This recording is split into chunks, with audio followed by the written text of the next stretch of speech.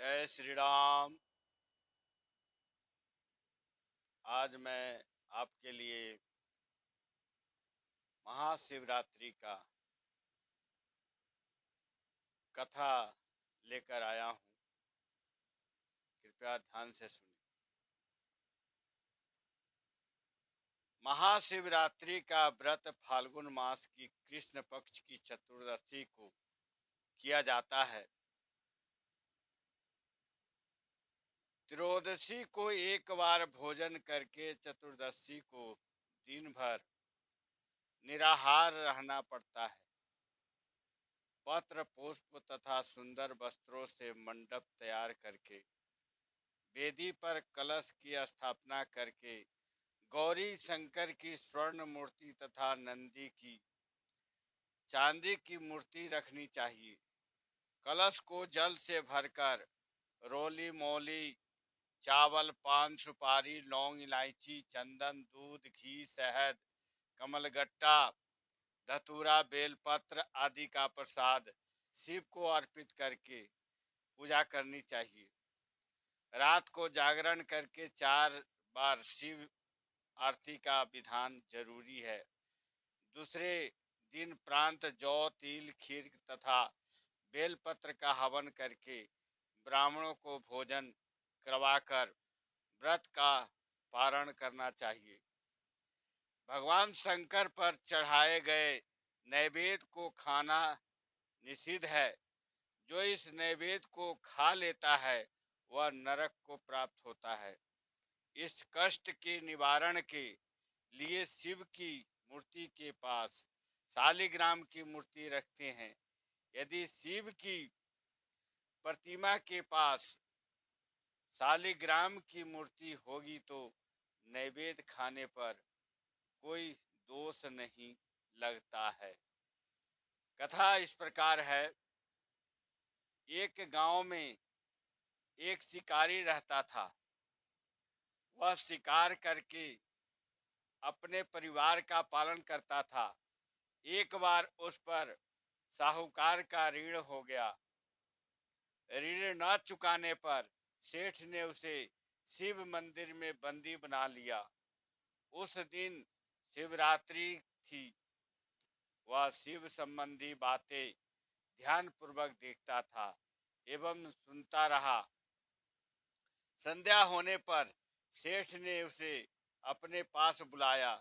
शिकारी अगले दिन ऋण चुकाने का वादा कर सेठ की कैद से छूट गया।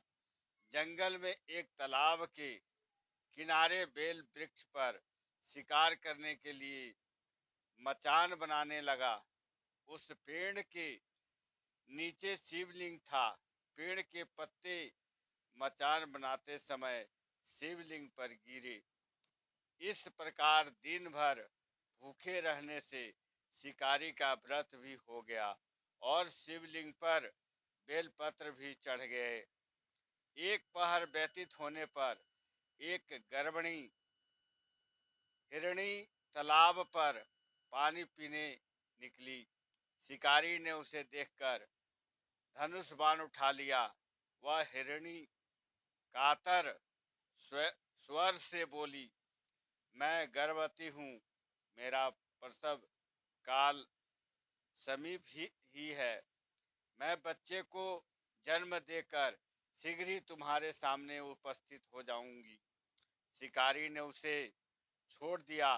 कुछ देर बाद एक दूसरी हिरनी उधर से निकली। शिकारी ने फिर धनुष पर बाण चढ़ाया।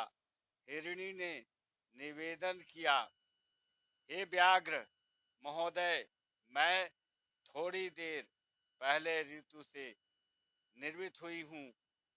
कामातुर विरहिणी हूँ। अपने पति से मिलन करने पर शीघ्र तुम्हारे सामने प्रस्तुत हो जाऊंगी। शिकारी ने उसे भी छोड़ दिया।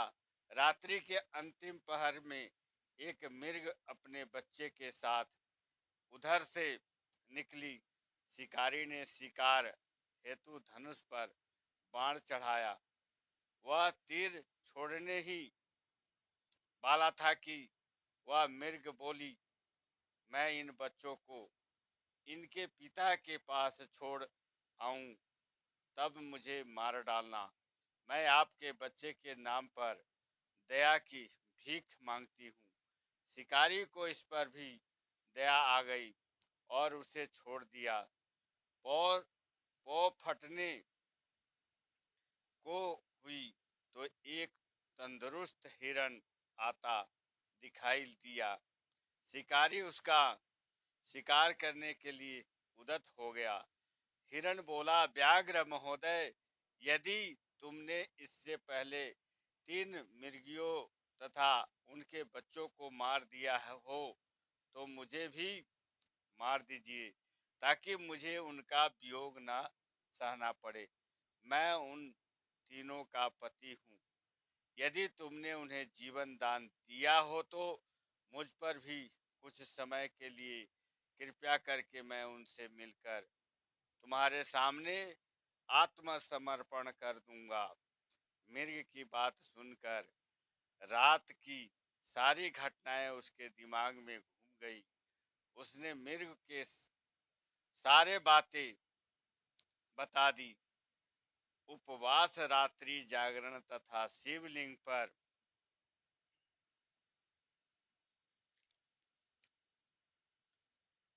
बेल पत्र चढ़ने से उसमें भगवत भक्ति का जागरण हो गया।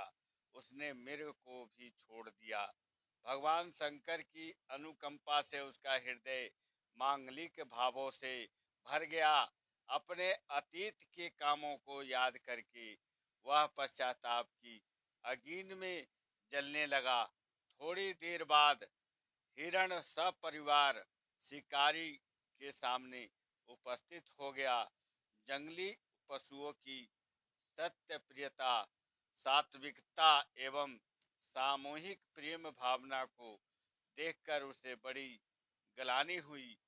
उसके नेत्रों से आंसुओं की झड़ी लग गई। उसने हिरण परिवार को मुक्त कर दिया। देवता इस घटना को देख रहे थे। उन्होंने आकाश से उस पर पुष्प वर्षा की। शिकारी परिवार सहित मोक्ष को प्राप्त हुआ। जय श्री राम।